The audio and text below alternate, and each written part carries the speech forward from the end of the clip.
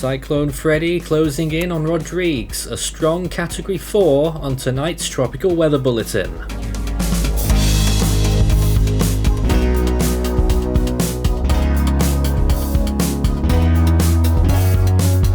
And now the latest around the wide world of tropics. Tropical weather bulletin for February 19th. Cyclone Freddy rightly taking away all of our attention right now. Code red for this system, a major threat to the Mascarene Islands and Madagascar. Elsewhere, we only have the remnants of Dingane, which are long gone and down in the extratropical zones of the Indian Ocean.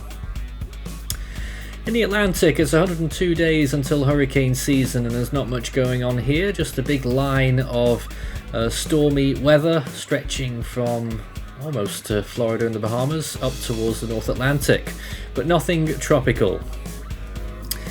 Where's the action at? Well, in the Western Pacific we have a 20% chance near the Philippines right now that will gradually turn towards the northeast. It is an event that's already halfway through and it looks like this shouldn't be developed but could be a further rain threat.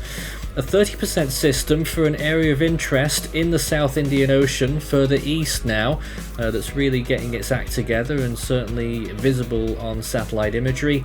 And of course the main feature, Cyclone Freddy, a Category 4 storm with winds of at least 140 miles per hour. Some suggestions right now including real-time Dvorak, raw Dvorak readings suggesting that it could be reaching Category 5 status shortly.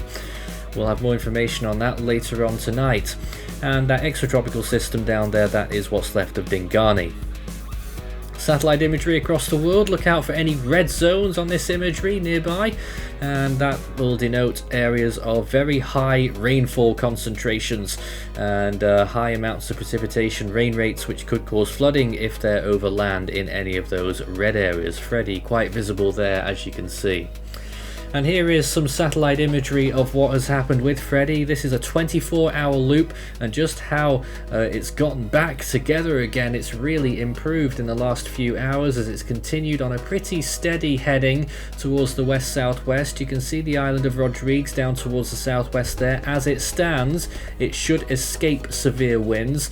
Mauritius could still get Category 1 hurricane equivalent winds. But of course, if the storm deviates southwards at any point during this approach, then we could be looking at more severe conditions. Now, it looks small, it has quite a large influence though, and certainly will be affecting the weather in your area as it makes its run for Madagascar, and it could still strike that large landmass of Madagascar around central part of the country, maybe towards the south, and could still be a Category 3 or 4 by the time it arrives there, probably on Tuesday. And there is that latest satellite imagery, a red ring all around it now, and yellows there as well, minus 80-degree cloud tops there, and an eye that's warming up once again. It's looking pretty good for the storm right now. Sea surface temperatures around the world look like this. Decent temperatures across the Eastern Pacific. We're looking for temperatures of 79 or higher. That is enough to sustain tropical cyclone development. The Atlantic is looking generally okay, but of course we never get any systems that are forming there at the moment. The North Indian Ocean around 26 degrees Celsius there, and into the Southwest Indian Ocean large areas of 28 degrees Celsius pushing 29 in some areas, where Freddy is around 27 to 28. And out over the eastern part of the South Indian Ocean, temperatures looking good there as well, off the coast of Australia touching 30 degrees especially. North Indian Ocean, Bay of Bengal going up to around 28-29 degrees Celsius, in the Andaman Sea off the northern coast of Australia pushing 30 degrees Celsius as well in a few locations there off the top end. Coral Sea, a little bit cooler there actually right now out in the open waters, but near the land masses they are still very warm temperatures, and the whole area really 28 degrees plus. And the Western Pacific is still looking good as well in the low latitudes, 27 to 28 degrees Celsius. Around the Philippines right now it's around 26 degrees, and that's why that system only has a marginal chance of development. 26 as well, pushing 27 out towards the South China Sea. Sea surface temperature anomalies look like this right now. Near the Western Pacific, that's quite above average actually, and across the Indian Ocean it's half and half, and in the South Pacific it's generally just slightly above average. La Nina still holding on in the Central Pacific, but you can see those warm sea surface temperature anomalies in the Eastern Pacific there, which could be the harbinger of a potential El Nino later this year.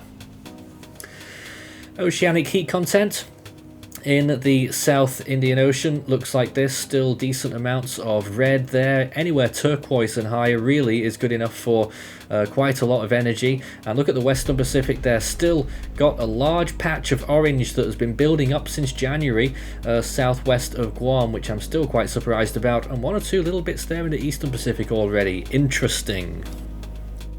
So let's take a look at the computer models in the next 5 days. First of all, on the GFS, you can see Freddy there clipping the northern part of Mauritius and La Réunion, and then moving on into Madagascar, making landfall on a rather sparsely populated area of the east coast, not far from Mananjari, and then moving out over the Mozambique Channel and making a run towards the Beira area as it heads further towards the west. And that's pretty much been supported on the models for quite a while now. And then that second system behind it as well, which could become a hurricane equivalent but should stay out to sea.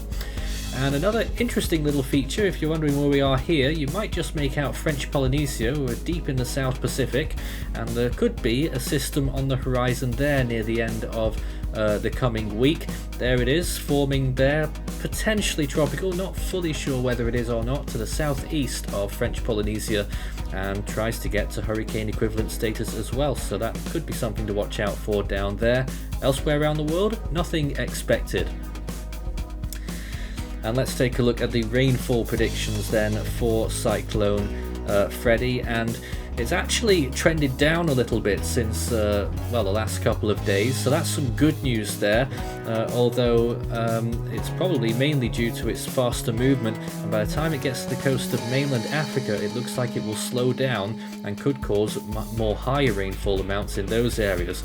It's also the dry side of the storm, the southern side, so that means Mauritius and Réunion there getting away with 2 inches now on the forecast. That's not actually very much, 50 millimeters.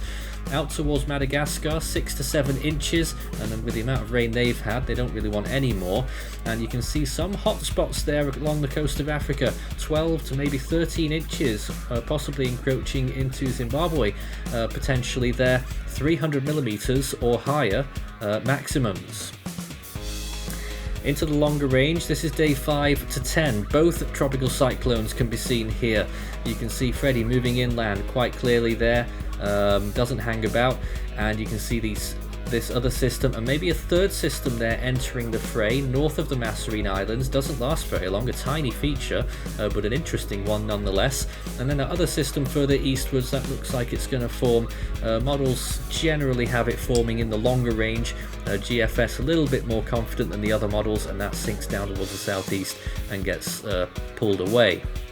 Near the coast of Australia, coming into the day 5 to 10 period, something there in the Gulf of Carpentaria ends up in the Coral Sea and starts to wrap up into a tropical cyclone, quite a broad one there, and that looks like it might be grazing the coast of Queensland as it continues down towards the southeast just as we get to the end of February and into the first day of March. So that could be another potential system, wouldn't be a surprise, but we're not very confident on that one yet. That is out towards 10 days. That's the serious stuff done with for now. You can take a look at the Force 13 merch store by scanning the barcode and taking a look at all of our usual items, Force 13 branded clothing, and of course our Still Waiting for Hone t-shirt. You can also request bespoke animations on the website Teespring. Just search it up and you will find full season and individual storms at your request. And take a look at this then in the long range, day 10 to 16, a tropical cyclone forming in the southern part of the South China Sea and into the Gulf of Thailand. Look at that, and getting nearly to typhoon strength, moving northeastwards and making landfall in Cambodia. Now that is a very unlikely track and a rare one at that. That could be a pretty disastrous storm if that one was to occur, based on how unprepared the areas would be for a storm like that, but we can never rule it out completely. Keep watching that space. And in the South Pacific, watching that other cyclone off Australia, a broad one. It almost feels like Gabrielle Part 2, a little bit weaker though, and then shunts into the South Island of New Zealand and then continues off towards the southeast. Nothing behind it there on that GFS long range. Another extratropical system near New Zealand at the beginning of that part there. Day 10 to 16 this is, and then there goes that system. Tropical cyclone turns post-tropical into the South Island of New Zealand and then continuing out towards the very far south towards Antarctica. Lots and lots of weather that you can discuss on our Discord server, discord.gg/force13, and if you don't see your weather being talked about there, then it's a great opportunity for you to start the conversation. We allow anything weather on that server. Well then, what happened on this day on February 19th, 2015? I was there covering it. Cyclone Lam and Marcia. Wasn't actually there, I was covering it from the studio of course, and I believe, if I remember rightly, it was our first proper Force 13 stream when we covered these two storms that were affecting Australia. Double trouble, both affecting two different Australian states, Lam being a Category 3 and Marcia a Category 4. That's on the Saffir-Simpson scale as well. So Marcia was a Category 5 on the Australian scale, and Lam I think was a 4, both affecting land and made landfall near the end of the day. Back to today though, and with this code red on our mind, we can still look forward to the Atlantic hurricane season with Arlene, the first name, the Eastern Pacific, Adrian, and in the Central Pacific we are still waiting for Hone. In the Western Pacific, next up is Sanvu, the North Indian Ocean, Mocha. 8 storms so far this year, although with Freddy it feels like we've had 3 lifetimes in one, if not more, and we will of course still be tracking it very closely. We have a live event scheduled with Ethan at 3 AM UTC, that's 7 AM Mauritius time. The next name in Australia is Herman, the Southwest Indian Ocean in Nala, and in the South Pacific it's Judy. That's all for tonight's Tropical Weather Bulletin. We'll be back again whenever we can, but we'll have more updates on our channel.